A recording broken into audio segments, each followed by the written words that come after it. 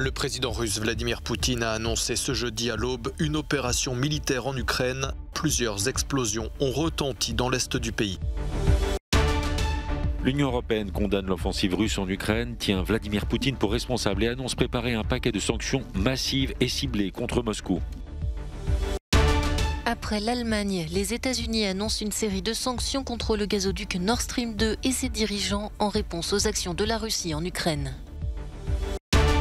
L'inquiétude en Géorgie. En 2008, la Russie avait reconnu l'indépendance de 2 régions séparatistes géorgiennes et avait fait la guerre au petit pays. C'est par une déclaration surprise à la télévision que Vladimir Poutine a annoncé ce jeudi à l'aube une opération militaire en Ukraine. Peu après, une série d'explosions ont été entendues à Kiev, mais aussi à Kramatorsk, cette ville de l'Est qui sert de quartier général à l'armée ukrainienne. Explosion également à Kharkiv, deuxième ville du pays, et à Odessa sur la mer Noire. La Russie affirme avoir détruit des bases aériennes et la défense anti-aérienne ukrainienne.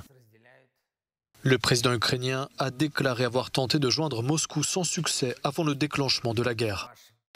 J'ai sollicité un appel téléphonique avec le président de la Fédération de Russie. Résultat, le silence. Volodymyr Zelensky a dans la matinée proclamé la loi martiale dans tout le pays et donné l'ordre qu'un maximum de pertes soit infligé à l'agresseur, selon le commandant en chef des forces armées ukrainiennes.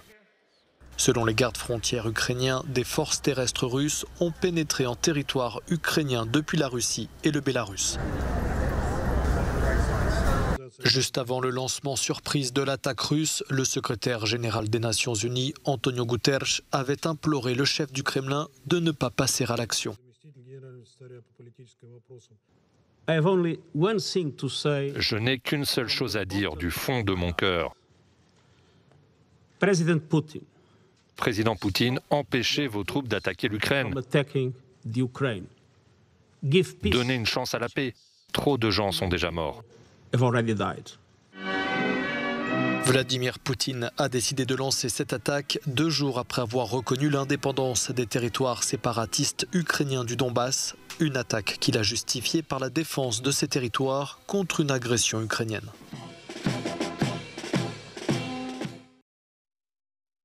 Face à l'invasion russe de l'Ukraine, l'Union européenne prépare contre Moscou le paquet de sanctions le plus massif et le plus sévère jamais adopté. Ursula von der Leyen explique que l'Europe tient Vladimir Poutine pour responsable. Nous présenterons un paquet de sanctions massives et ciblées aux dirigeants européens pour approbation. Avec ce paquet, nous ciblerons les secteurs stratégiques de l'économie russe en bloquant leur accès aux technologies et aux marchés clés. Nous affaiblirons la base économique de la Russie et sa capacité à se moderniser.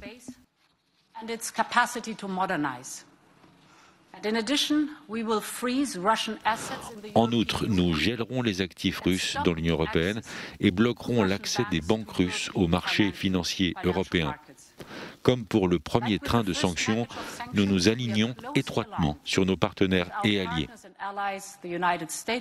Ces sanctions sont conçues pour peser lourdement sur les intérêts du Kremlin et sur sa capacité à financer la guerre.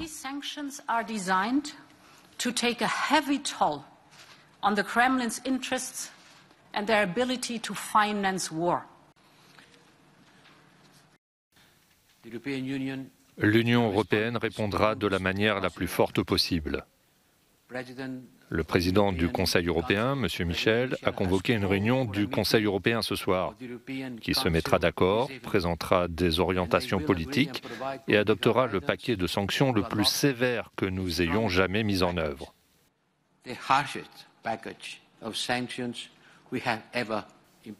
En tant que haut représentant de l'Union pour les affaires étrangères et la politique de sécurité de l'Union européenne, je serai en contact avec nos partenaires du monde entier pour m'assurer que la communauté internationale saisira pleinement la gravité du moment et appellera aussi fermement et unanimement la Russie à céder immédiatement ce comportement, un comportement intolérable.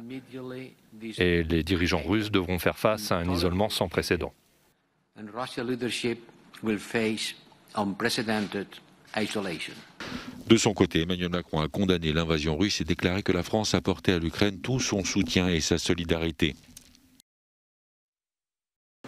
Les réunions d'urgence se multiplient à Bruxelles pour préparer la réponse européenne après le lancement de l'intervention militaire russe en Ukraine. Le collège de la Commission s'est retrouvé ce matin. Les 27 ambassadeurs de l'Union se sont aussi rassemblés dans la matinée.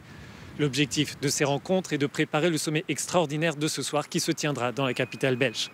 Les chefs d'État et de gouvernement se réuniront en urgence afin de faire le point sur la situation. Mais il s'agira aussi de définir les mesures exactes que les 27 vont adopter pour sanctionner la Russie. Depuis ce matin, les responsables politiques insistent sur le fait que ce train de sanctions sera particulièrement sévère et qu'il isolera de façon sans précédent Moscou. En réponse aux actions de la Russie en Ukraine, les États-Unis ont annoncé prendre une série de sanctions contre le gazoduc Nord Stream 2 et ses dirigeants. Ce communiqué de la Maison-Blanche fait suite à la décision de l'Allemagne mercredi de suspendre indéfiniment ce projet controversé mais très cher à Moscou. Nos alliés allemands ont pris hier des mesures résolues pour que le gazoduc Nord Stream 2, qui avait représenté un investissement de 11 milliards de dollars de la part de la Fédération de Russie, soit suspendu indéfiniment. Et comme vous venez de le voir, le président Biden a autorisé aujourd'hui des sanctions à l'encontre de Nord Stream 2 AG et de ses mandataires sociaux. Détenu par le géant russe de l'énergie Gazprom, ce tube sous-marin de 1230 km relie la Sibérie à l'Allemagne. Il a été achevé fin 2021 mais n'avait pas encore été mis en service dans l'attente d'une certification de Berlin. Il aurait représenté une source de revenus considérable pour la Russie. Dans le même temps, l'Union européenne a adopté son train de sanctions. Elle vise les membres clés du cercle restreint du président Poutine et les principaux hommes d'affaires russes. Ces personnes n'auront plus le droit de se rendre dans l'Union européenne et leurs avoirs seront gelés. Les dirigeants européens se réunissent en urgence à Bruxelles ce jeudi pour discuter des derniers événements de la crise russo-ukrainienne. Difficile pour les Géorgiens de ne pas faire le rapprochement entre ce qui se passe en Ukraine et ce qui s'est passé dans leur pays en 2008. Après une guerre éclair de 9 jours, Moscou avait reconnu l'indépendance des régions séparatistes d'Abkhazie et d'Ossétie du Sud. À Tbilissi, l'angoisse est palpable. Je veux la paix et l'amour partout, rien d'autre. Si Poutine envahit l'Ukraine, ça signifie que sa prochaine cible sera la Géorgie. Je suis une personne déplacée d'Abkhazie et cette situation est assez sensible pour moi. Poutine ne peut pas évaluer correctement les événements. Cette crise affectera la Géorgie et le monde entier. La Russie a fait la même chose il n'y a pas si longtemps en Géorgie. Je suis jeune, mais la douleur de l'ancienne génération est aussi ma douleur. La douleur de l'Ukraine est maintenant notre douleur.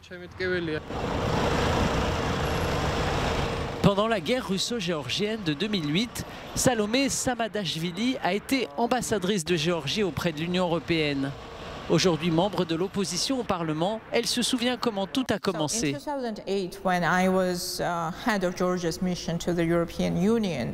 En 2008, lorsque j'étais à la tête de la mission de la Géorgie auprès de l'Union européenne, il était extrêmement difficile de convaincre nos amis et alliés occidentaux, malgré l'aide importante qu'ils ont sans doute apportée à la Géorgie à cette époque difficile. Il était très difficile de les convaincre que Poutine ne s'arrêterait pas en Géorgie. Malheureusement, personne à l'Ouest à l'époque n'aurait pu imaginer que Poutine irait aussi loin qu'il l'a fait. Et il l'a fait en 2014. Putin would go as far as he did. And he did in 2014. Selon le président du Parlement géorgien, les défis sécuritaires auxquels l'Ukraine et la Géorgie sont confrontés sont interconnectés. Les événements qui se déroulent en Ukraine sont évidemment liés aux défis de sécurité auxquels la Géorgie est confrontée. Nous demandons à la communauté internationale de rester ferme et claire lorsqu'il s'agit de prendre des décisions, car la sécurité de l'État et du peuple géorgien sont étroitement liés aux événements qui se déroulent en Ukraine.